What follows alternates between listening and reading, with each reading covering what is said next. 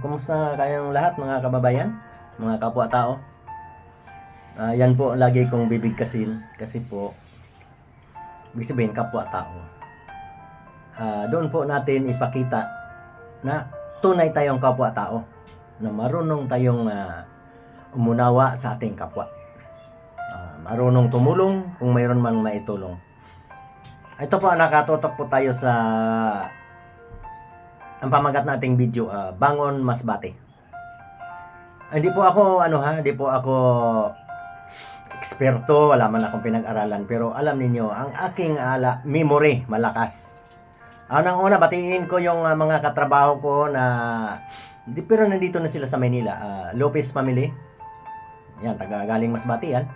At mismo itong kapitbahay ko na Chavez family. Kumusta kayong lahat dyan? Alam ko na pinadapa kayo ng bagyong Upong. Ibig sabihin, Bangon Masbate.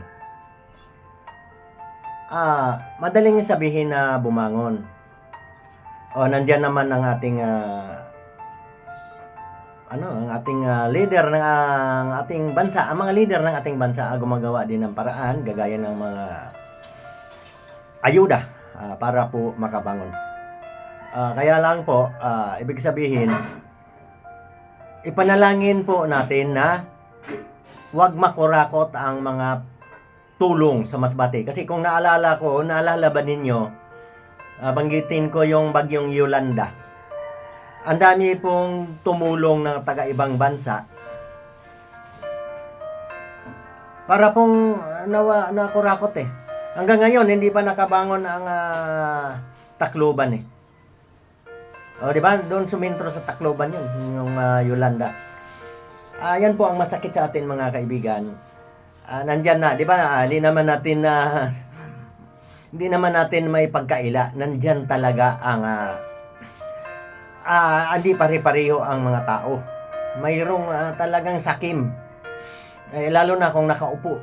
Kung nakaupo yan, nandyan sa kapangyarihan. Kung sakim talagang ugali. Yun po ang ipanalangin po natin na wag naman po. Kawawang-kawawa po ang mga tinamaan ng mga kalamidad. Kagaya niyang mga flood control. Alam niyo mga kaibigan, ako may isang mangmang, walang pinag-aralan. Pero pag sinabi kong, narinig ko yung flood control, kontrolin mo yung baha. Hindi po makokontrol yung baha. Ang solusyon po dyan, igagawa ng paraan na mailipat yung tao nandiyan sa bahain na lugar. Kaya kung sabihin mo, padiran mo, kontrolin mo yung baha, makokontrol mo ba yung tubig? Aapaw at aapaw yan at pupunta sa mababang lugar. Kaya po, pag sinabing flood control, nandoon ang korupsyon. Wag na, mas lalo na kung magiging ghost project. Napakasakit po mga kaibigan, kaya po tayo tulong-tulong po tayong manalangin. Yung mga ugali ng tao na ganyan, sana mabago. Ayaw ko naman na sumakabilang buhay na yung mga ganyang ugali. Ibig sabihin, ay pagdasal po natin sa Panginoon na mabago. Kasi alam niyo, kung talagang ganyan ang mga ugali, halimbawa, binanalangin mo na masawi yan, mayroon pa rin resibol na ulit ng mga ganong mga ugali. Ibig sabihin mga kaibigan, ipanalangin po natin na mabago ng Diyos ang mga ugali ng tao na ganyan. Sige, mulit-muli, Bangon Masbate. Yung mga nasawi, aram ko ilan ba yung nasawi dyan? Ayaw ko magbanggit kasi, pero mayroon. Mayroon kulang-kulang 10 yata. Ibig sabihin mga kaibigan, bakit nagkaganon? Kinukumpara naman ng mga tao doon, kinukumpara nila sa Yolanda. Alam niyo lagi ako nakikinig ng balita, mas malakas talaga ang hangin ng Yolanda. Pero ang alam niyo ba yung tumama sa Masbate? Mahigit 100 kilometro. Di man ako eksperto pero parang 150 per hour. Ang ikukumpara po ninyong hangin niyan, kaya po manira talaga ng poste yan. Kaya po talaga manira ng poste. Ibig sabihin, kung 150, ayan sa hindi nakakaalam kung sumakay ka ng speedboat. Kasi kung bus, kung 150, Para magagalit ka na niyan kung sakay ka ng bus na ganun katulin. Ha? Kung subukan mo, 150, maglagay ka doon ng puno doon sa likuran ng halimbawa ng truck. Ha? Patakbuhin mo ng ganun, maiiwan 'yon. Sa lakas ng hangin na tatama doon. Ha? Ganun po kalakas yung hangin na tumama sa masbate. Kaya po, depende po kasi sa isla. Isla yung masbate, ayon sa aking mga kwento, mga balita.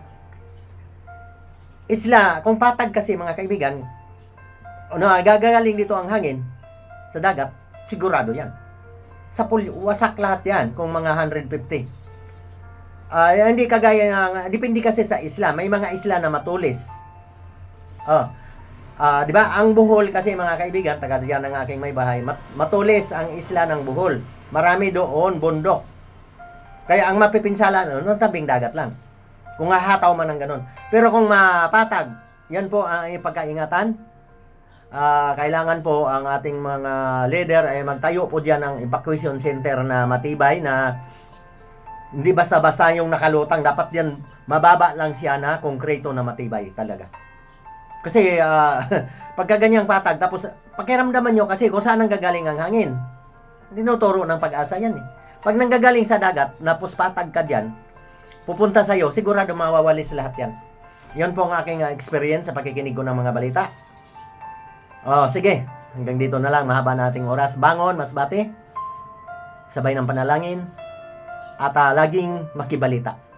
Kasi ang sabi nga ng Diyos, tao, kumilos ka, tutulungan kita. Kasi kung lagi ka lang nagdarasal, nang hindi ka rin nagkaramdam sa iyong paligid, hindi po marinig ng Diyos ang iyong panalangin. Kailangan po manalangin, kumilos, para mapaghandaan ng mga kalamidad. Ingat po tayo palagi. Salamat sa inyong suporta.